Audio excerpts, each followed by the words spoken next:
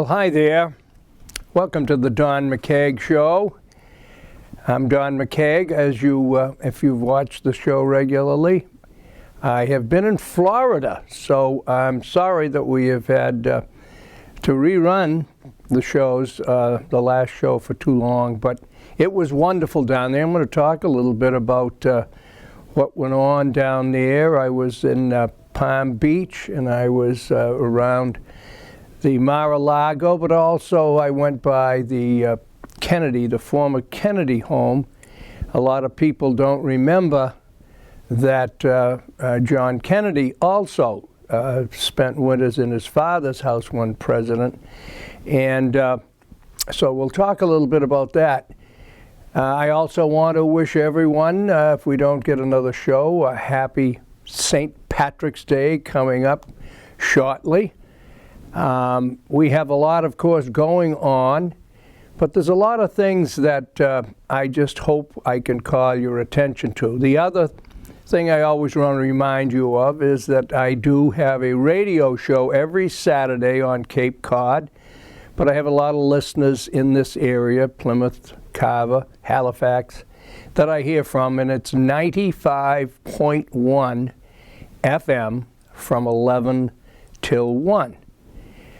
The good thing about the talk radio is that you can call in and you can disagree or agree or just opine, and that is one of the things that has had me interested in talk radio for over 20 years. I used to be on every morning coming out of Yarmouth and then Hyannis, and the radio station was owned at that time by Ernie Bach Sr., who has passed away.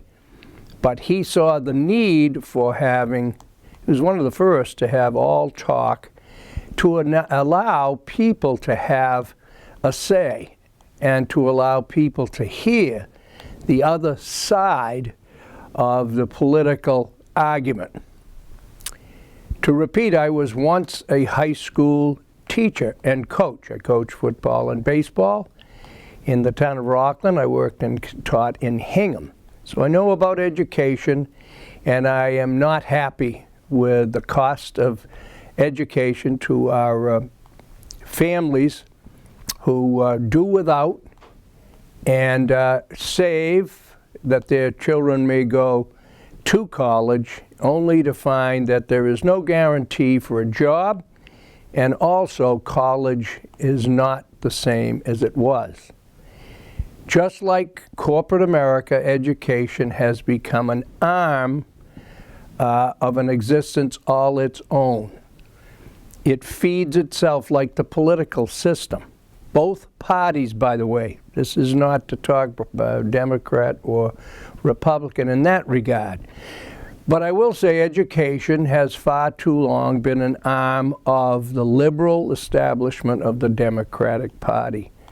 And as a result, it no longer, I believe, serves the purpose that it was there for and is there for.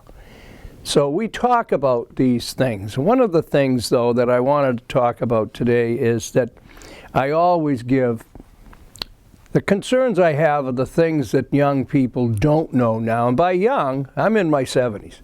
So I'm talking now of the generations of children that my generation now, they have grandkids that are in high school. So it's their kids that are uninformed in terms of history. We have had a rewriting, a changing of the priorities in education done by, again, the liberal establishment that is now and has been in charge of most of the media. This is dangerous. I was a former Democrat. I was a John F. Kennedy Democrat for years. I actually worked with Senator Ted Kennedy, and he was a very dear friend. So this is not a Republican speaking or just a conservative. I was a conservative Democrat. And they're hard to come by now because the liberal arm of the party has taken over. And one of the things that those of us in the Democratic Party, or formerly, or many, by the way, we've had a huge registering of independence by Democrats, but the media does not want to report that kind of thing. But getting back to education, Martin Luther King. We have a day named after Martin Luther King, as well it should be. Now, I was in college during those tough years in the 60s. I saw how the South treated the black population. I saw the injustice. I saw the need for reform and change. However, I did not expect it to become an all-inclusive, rather than straightening out a bad situation, now to take the situation and penalize the majority. The black population to this day is 12.2%. That's what it is. 71% is the white population. The other is divided into actually Hispanics, I think, are 19%, so 18. So it's about 70 in the white population. Now, what does this matter? Well, it matters because we are supposed to be a government. We are supposed to be a government of laws that apply to all. We're supposed to be a government of the people, for the people, and by the people. And we always were, from the founding fathers on, a government of the majority. The majority rules is how many situations, whether it be in a courtroom with the panel or the jury, they go on a majority. In athletics, those who score the most points win the game. But I'm here to tell you, as I was through education and then in business, I was in the restaurant business for years, I have seen this need of the extreme liberal element of this country. I think it's a psychological weakness. These are very nice people, many people. This is not to be taken personal. It's just an observation of all these years that I've been directly involved in education and politics. I ran as a state rep for Dukes County down in Falmouth. I did not win. Well, it was Falmouth, Nantucket, Martha's Vineyard. But I know what it is to campaign. I saw what went on. I was a key man of the Cape for Ted Kennedy when he ran against Mitt Romney. So the things I try to tell you are not in any way meant to be boasting. That's not it. It's called experience and knowledge. And liberalism has brought about something that is so dangerous, and I think we're seeing it now. And with all of the extremes that have happened technologically with cell phones and computers and the ability to take pictures of people when they don't know it, and it ends up on television. I mean, it is a frightening thing when you put an agenda in with it. When you have people that have a mentality of I gotcha, because then they forget about privacy laws. They forget about the 10 Commandments. We don't have a belief in many of the echelons of the young today that they really follow the 10 Commandments. And what has fed that? Again, breaking away from religious backgrounds, from religious strength. I was never a big churchgoer. I was a Protestant as a young man, and I converted to Catholicism. I liked Catholicism. But that brings me to the Catholic Church back in the 16th century. Martin Luther. This is why I mentioned Martin Luther King. We have a day to celebrate his life and to celebrate what he accomplished and gave his life for. But we don't have a lot of people that know who Martin Luther was, that he was named after. Martin Luther King's father was a minister, as Martin Luther King himself, Jr. was, but he was named after Martin Luther, who was a very devout Catholic priest in Germany. He saw the total corruption, the greed, the viciousness of those people running the Catholic Church, including the Pope. Now, we have seen this in many other countries. I have seen it. That's what I'm trying to share, I hope, with you, is the experiences of those of us that have been around a long time, that know how other governments have come to destroy their country because of the way the leaders were able to seize the power and break the laws of the land. Stalin and Hitler, in my lifetime, were the two who did the most damage to the human race. Millions and millions and millions of people, young babies, murdered, killed, smashed by these two evil, evil rulers. Now what you had is, again, we now have a Democratic Party run by liberals that really professes and supports socialism, where everything's equal. Everything isn't equal. I saw this in education. One of the reasons this election was so disgraceful in terms of the way colleges responded to the election of Donald Trump. This is not about supporting Donald Trump or speaking against Hillary Clinton. This is about speaking for the United States of America, which today, right now, is the greatest land there's ever been, the greatest government with all its flaws. It is the greatest system this world has ever seen. We have the most kind, the most generous people in the whole world. That's why everyone wants to come in here, this country. But liberalism has gone to socialism, and socialism people don't even know that come out of schools today. Socialism is basically making everyone equal and letting government determine how much you're going to be paid. And then you have to be dependent on the government. Extremely dangerous.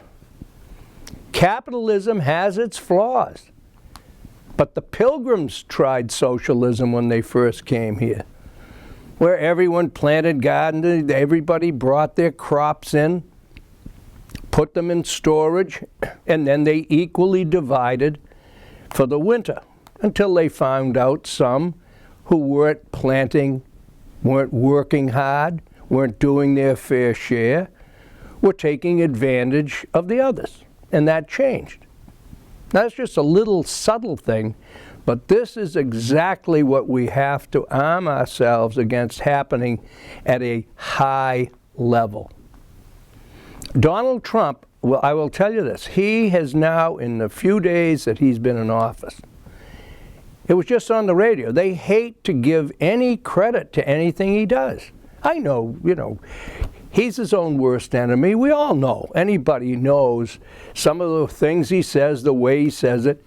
But he's not a politician, and he didn't run trying to be liked and trying to play with big shots. He was a big shot. But it was just on the radio coming over here. Two on the news, the half-hour news. 249,000 new jobs have been created since Donald Trump has been president. Now, why is that? He didn't go out and create the job. He's created an atmosphere of confidence. We have been overtaxed by government for far too long.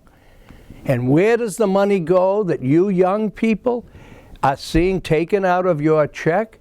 It goes now to fund people who aren't working, who don't care to work. We're not talking about a helping hand here.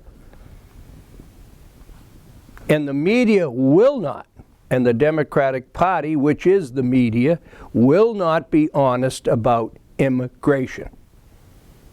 All of this protesting, all of these young people who don't know their back from their front about what's really going on. Immigration's going on. I'm a first-generation immigrant. My father was Irish. He came over with my grandparents from England. They came into Coney Island, into Ellis Island. They had to have a sponsor. My grandfather had to have a sponsor. He had to have a job. He had to have he had to have a physical. He had to have a place to live.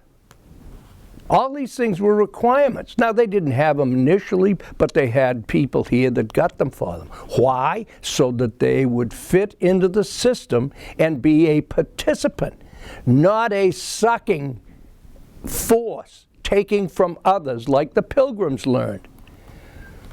And what you're not getting, and haven't and won't, is that the big arguments are the fact that we're talking illegal immigrants, people who have come over the borders illegally. And that's where liberals lose it. They're willing to break laws to feel better about themselves. And the media makes it look like Donald Trump or any of the rest of us that are conservatives don't want immigration. Could not be further from the truth. And young people fall into this because in the educational system you have teachers. As I started to tell you, how these young people today handle adversity.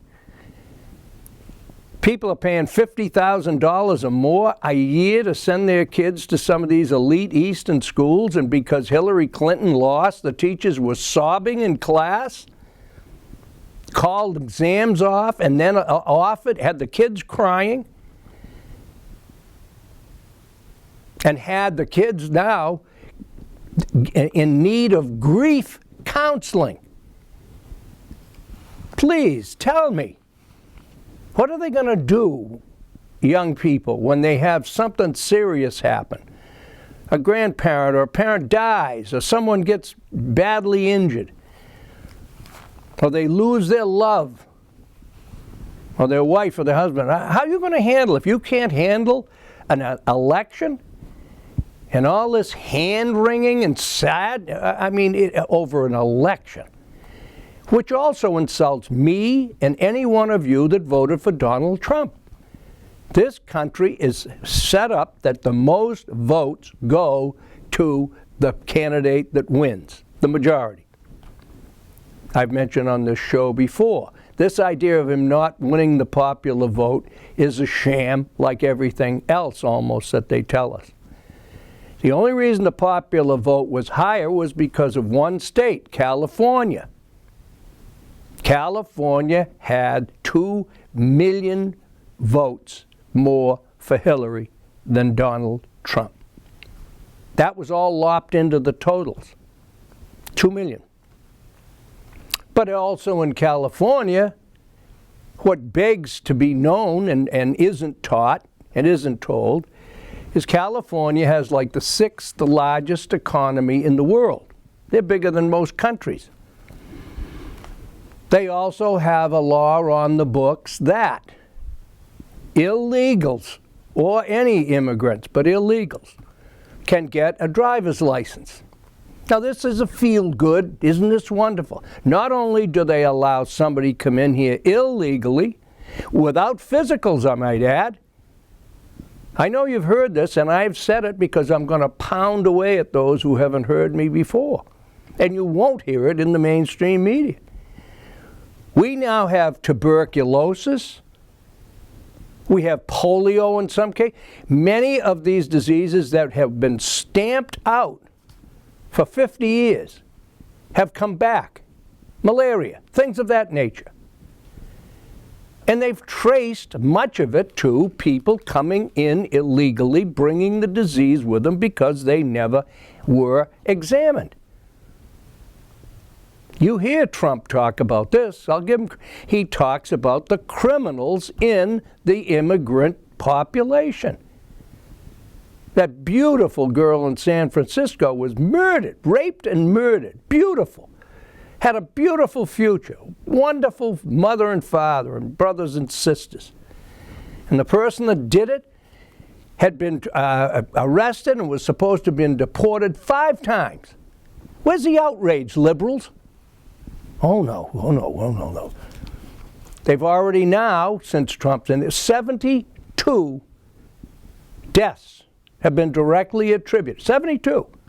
You listen to the Boston wants that Marty Walsh, and they want you to pay for it. You taxpayers. They want you to pay for the housing of illegals. I say to them, you get a Patriots ticket, a Red Sox ticket, you show up at Fenway Park or at Gillette, you walk in and there's somebody sitting in your seat. He's Mexican, Brazilian or something. And the other 3 or 4 seats, there's a Brazilian or someone else, okay? Oh, I'm sure you and your wife or your girlfriend or your friends, you just say, oh, that's okay.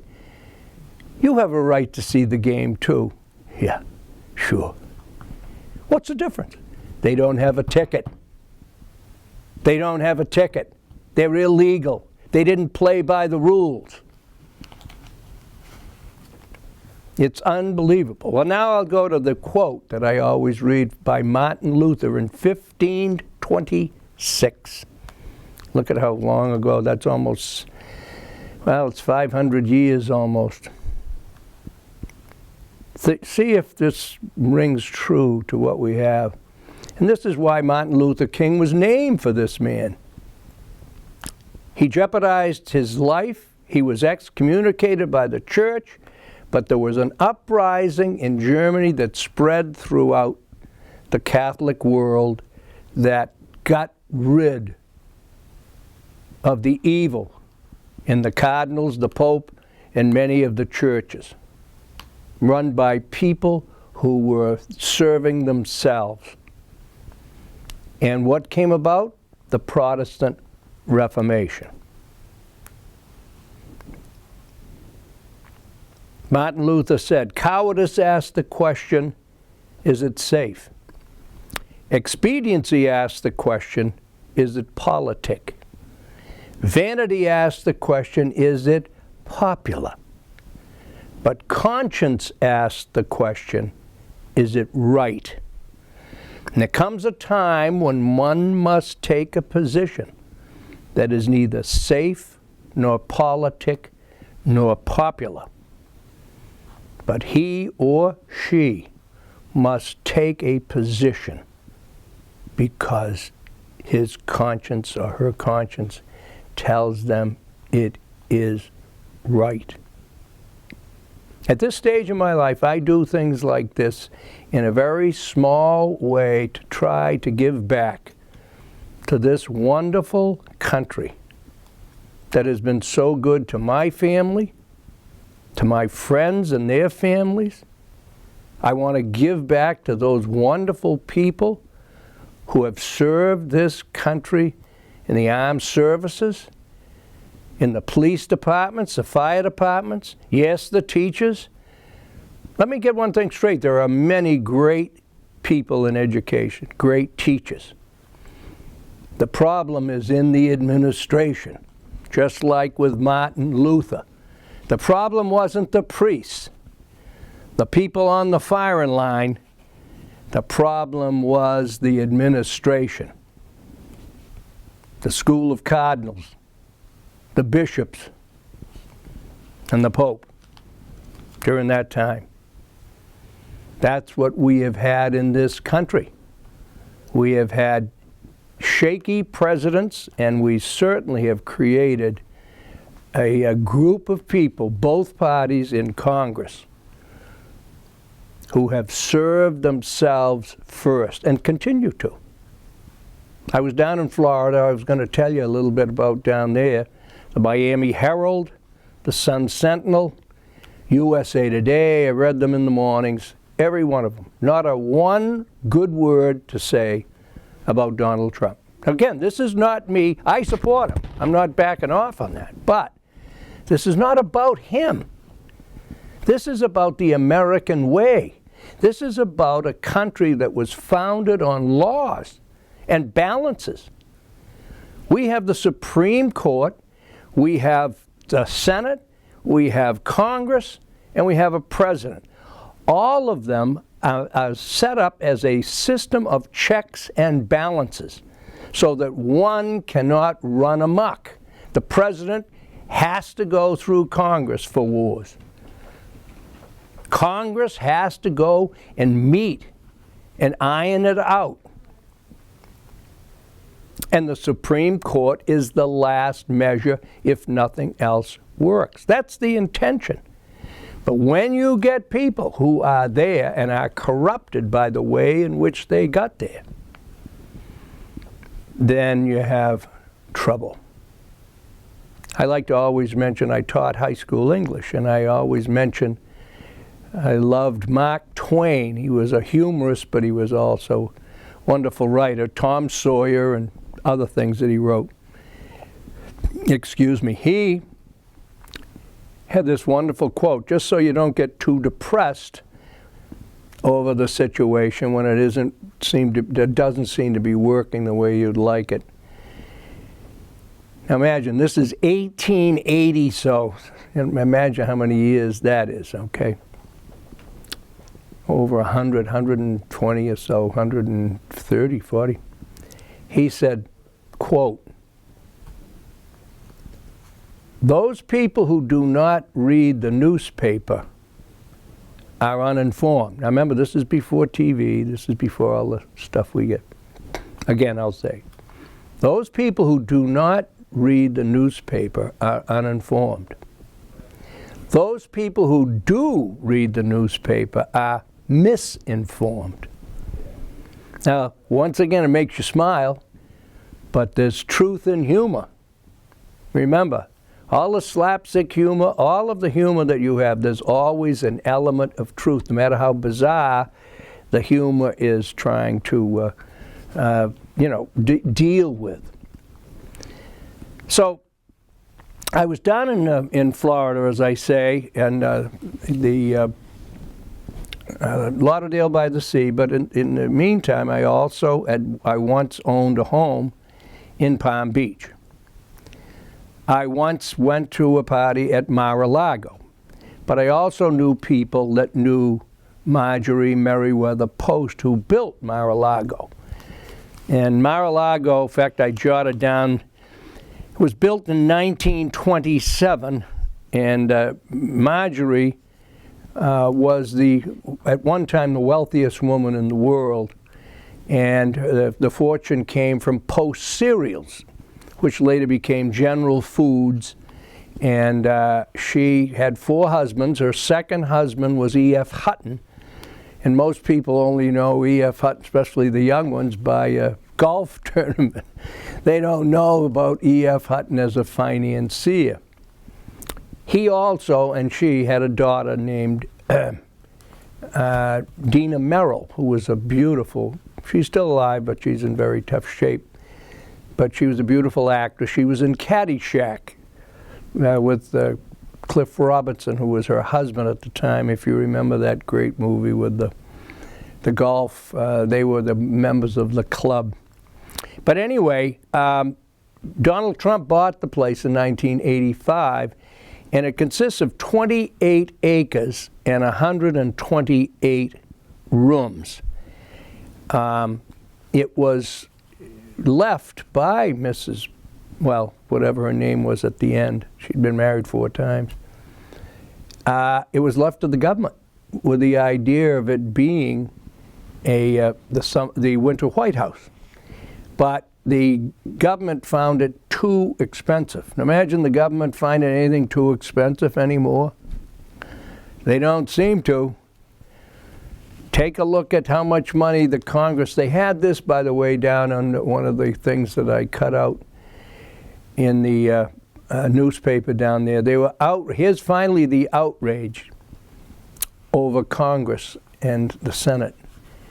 They have spent over $23 million in trips abroad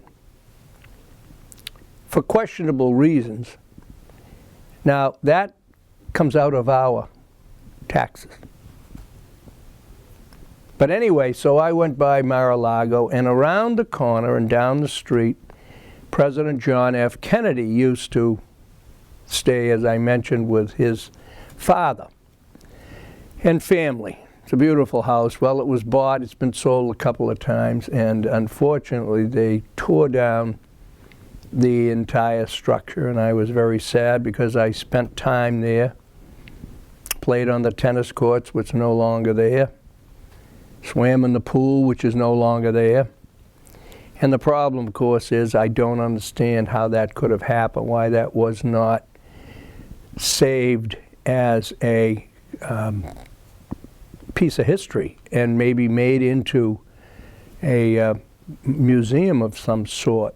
John Kennedy, first president I could vote for, and I loved him, his humor, and so did many of the country. And of course, he was a key man in the civil rights movement.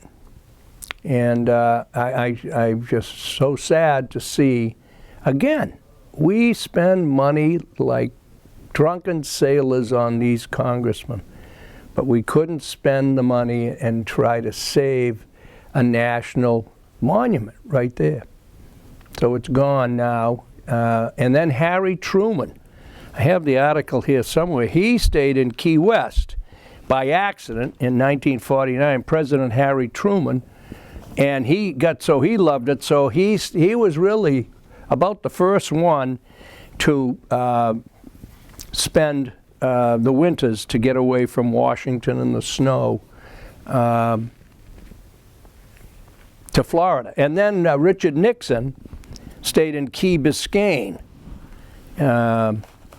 which is, again, right in that national area.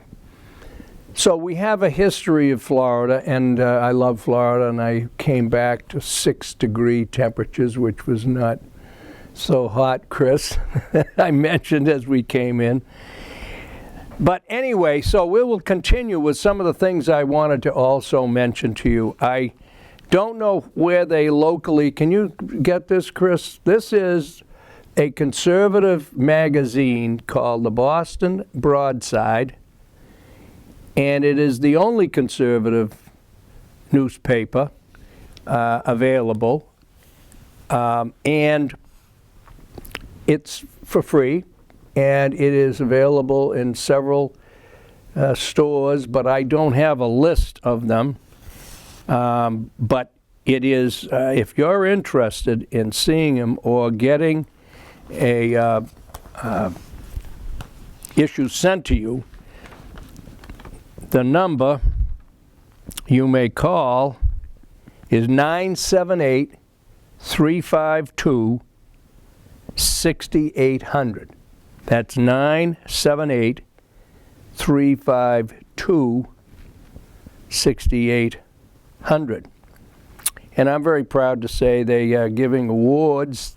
The Citizens for Limited Taxation are giving awards, and I'm receiving one. So that is pretty nice. For 20 years of fighting the good fight as a former Democrat, a conservative Democrat, and they're calling it the Voice of Freedom Award, and that's this Friday.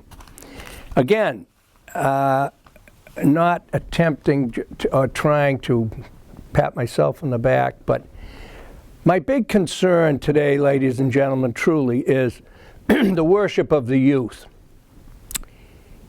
And what I didn't finish telling you about this grief counseling after that presidential election, which the media, by the way, the elites, to not be able to say, oh, come on, get off it.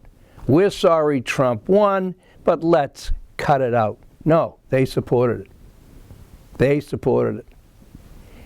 And I also have a real problem with the dishonesty in polling. Now, I would love to know if any of these pollsters or any of these mainstream media, and when they have these protests at colleges. Now, Middlebury College in Massachusetts just took, I don't know if you saw it, they had it on the air. Students had placards. I forget who the woman was that was a speaker there. Now, this is what I mean about how low this country has gone with this anti-government, which comes about from liberalism. Now, you don't have to like what I'm saying, but the facts are there. Liberals want to do what they want to do. It's not libertarians. They want to just do what they want to do. Now, when I was growing up, Hollywood, they had censorship. There was certain words, specific sexual acts were not allowed. Once the liberals got in there, again, why? To whet the appetite. Whet the appetite of the young people and others. Now, pornography is a real problem. Child pornography is a real problem. It was never a problem anywhere near the magnitude when I was in my 30s, 40s. Why? Because they controlled, it was not acceptable behavior. But now it's okay, anything goes. And we're paying for that.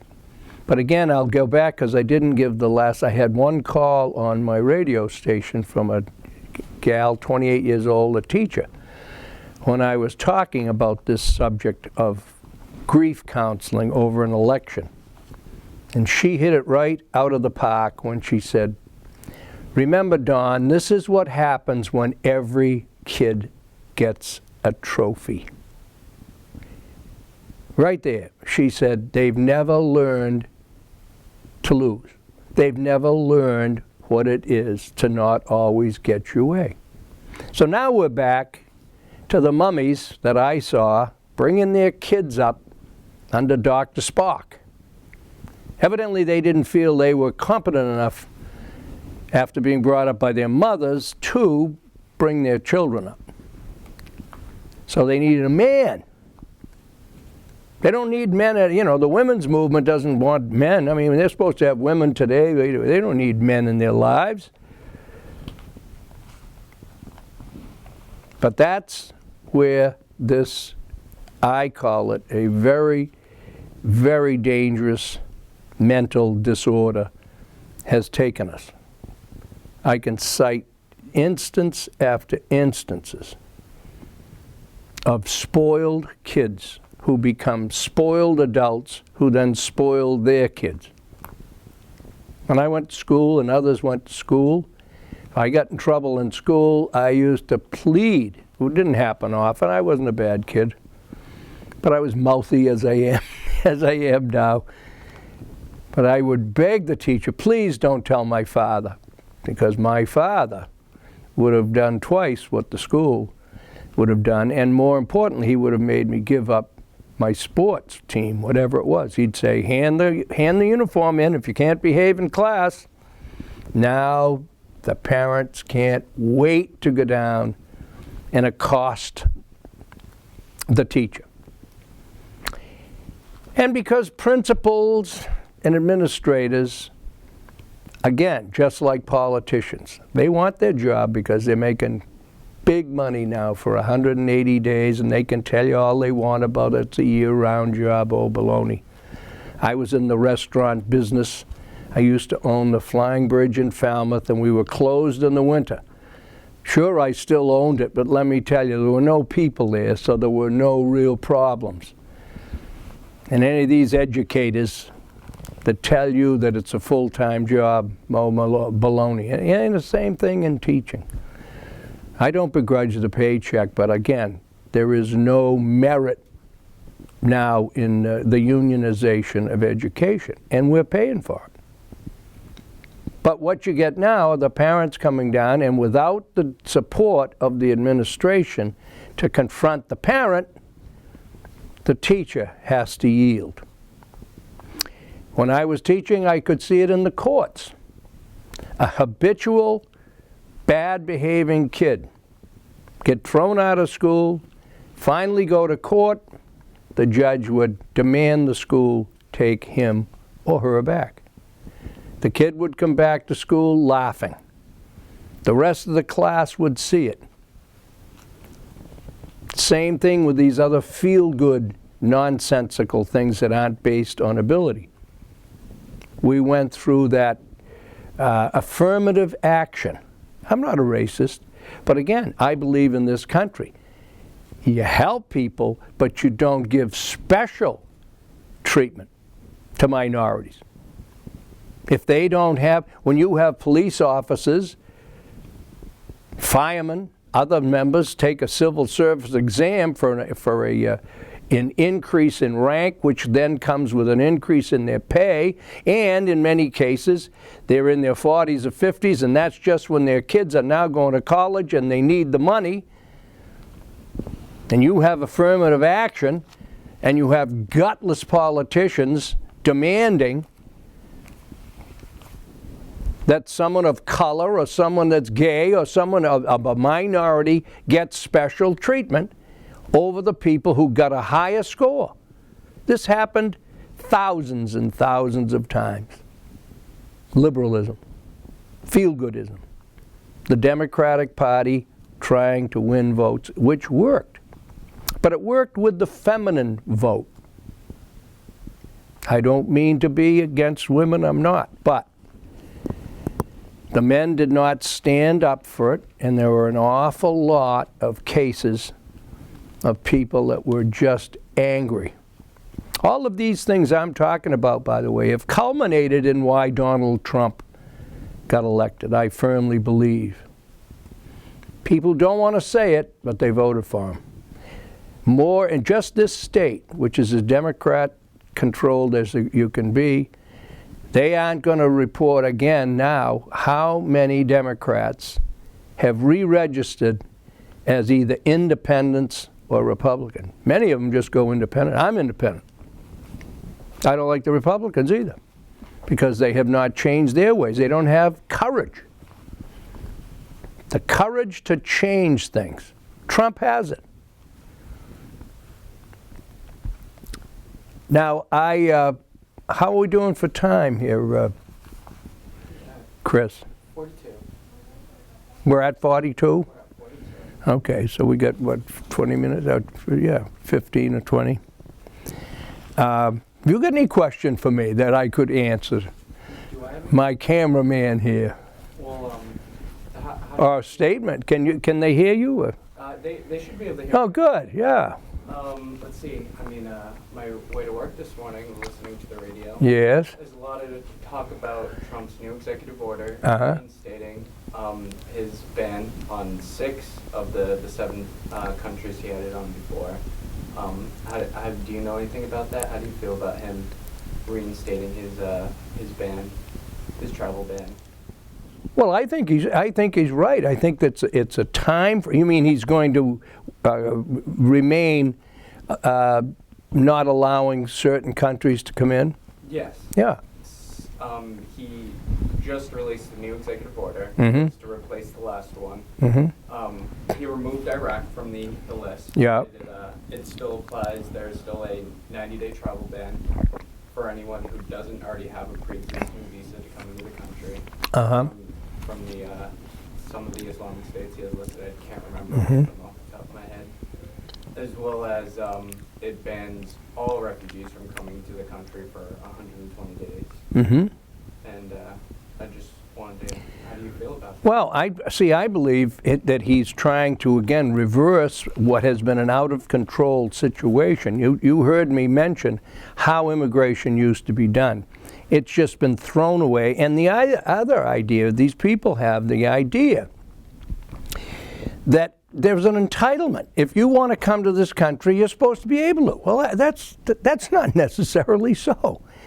He wants to vet, for one thing, and he's never been happy, and rightly so, with how the lack of concern for those people who come in terms of their physical condition and in terms of their criminal background. This has been going on, Chris, for a long time. Now, here's I'm glad you asked this question. One of the things that I forgot that I took out in the Florida newspaper. I call myself trying to connect the dots, which liberalism never does. They don't want to connect dots unless the particular information supports what they believe. Anything that refutes it, they skip over or don't. This is the mainstream media. Now, I'm reading the paper. Maybe you could answer this for me. The Miami Herald, Dade County. This is the front page to the right. 60% of the working class, the working families in Dade County are having trouble, if not being unable, to pay their basic bills, to pay their rent, to pay their mortgage, to pay for gas, to pay for their kids. 60%. Now, the very next page is whining about immigrants. Illegal immigrants, again, they call them undocumented. The word is illegal. Now, they don't focus on American citizens, many of whom I am sure of that working class are immigrants. So it isn't like it's only American born. But we used to have a saying, charity begins at home. We don't have that anymore. The taxpayer, the working family, sending their kids to school, paying more and more money for their, property taxes, everything. This money, like I mentioned, what Boston wants to do for sanctuary cities, there's Newton, Somerville, these people are insane. They want to give people who in many cases are here illegally, which is why they want sanctuary, they want to give them a free place to stay. And yet they've got people moving out or losing their houses and losing their businesses because they can't afford, they're not making enough to pay. Now, how do you equate not taking care of your own people? It's not about not wanting to help. We help more than any. That's why they all come here, because we're too easy. What do you think, though? I mean, you see, they have young people like you are focusing on the sadness and the tragedy of immigrants. Not on illegal immigrants, one, but also, what about focusing on the tragedy of so many hard-working Americans? This has been going on both kinds of presidents, both Republican and with Bush's. All of a sudden, the everyday working stiff is picking up the freight. Whatever you get paid here, whatever you are spending on Social Security, is going not to people like yourself. Now they actually are able to have Social Security. I brought a thing in here. There's I don't know how many nationalities now we provide. Not only do we provide translators, but we have it in their language. They don't have to do anything. Now it used to be they had to do something on their own, and that is get someone that spoke their language, bring them to the office. See, and it's not for nothing. So what do you think? I mean, how I don't mean to diminish your question, and I don't mean to diminish immigrations and people trying to come to this country. But do you see what I'm saying? What about taking care of our own? We have more homeless veterans. No place for them to go. And they're suffering from mental trauma, physical trauma. We're out there trying to collect money to help them. We have that Sarnoff or whatever family that blew up the Boston Marathon wasn't here 1 week before they had a check for $2,400. How does that happen? None of them were working in this country. None of them. The mother and the two boys. How is that right? It is a tricky thing. I mean, and it's not reported. I mean, there's no outrage over all those people that were damaged and harmed. Now, do you know, by the way, the two Boston firemen, one's name was Kennedy a while back. This finally just came out. And again, it's hidden. The fire was set that killed those 2 Boston firemen. Remember, they had a big turnout, rightly so, big burial. Well, they find out the fire was set by 2 illegals, illegally welding and illegally cooking in a building they had no business being in. Now, those 2 firemen would have been alive. But oh no, that's okay. That's okay. I mean, this is the kind of coverage I'm saying to you.